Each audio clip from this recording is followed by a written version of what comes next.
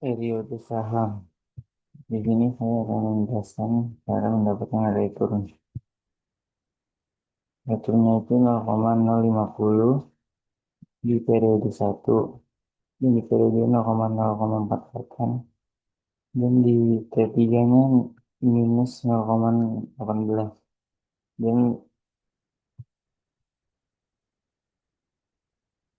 return berdasarkan analisis, saham A memiliki return rata-rata aritmatikanya sebesar 2,65% dan return geometrik sebesar 2,60%.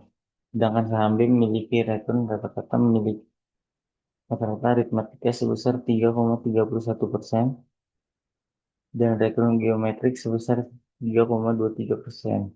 Hasil tersebut menunjukkan bahwa saham B memberikan tingkat pengembalian yang lebih tinggi dibandingkan saham A selama periode pengamatan. Dari sisi risiko, saham A memiliki standar deviasi sebesar 2,70%, sedangkan saham B memiliki standar deviasi sebesar 3,6%, 3,16%. Hal ini menunjukkan bahwa saham B memiliki tingkat risiko yang lebih tinggi karena fluktuasi return yang lebih besar dibandingkan saham A. Dengan demikian, investor yang memilih saham B berpotensi memperoleh return yang lebih tinggi, tapi harus menanggung risiko yang lebih besar. Portofolio yang dibentuk dengan komposisi 50% saham A dan 50% saham B menghasilkan return portofolio sebesar 2,9%. Selain itu, beta portofolio sebesar 1 menunjukkan bahwa tingkat risiko sistematis portofolio sama dengan risiko pasar. Dengan kata lain, perubahan return portofolio cenderung searah dan sebanding dengan perubahan return pasar. Berdasarkan pengukuran kinerja menggunakan Treynor rasio, diperoleh Treynor saham A sebesar minus 1,13% dan saham B sebesar minus 0,8%, 0,86%.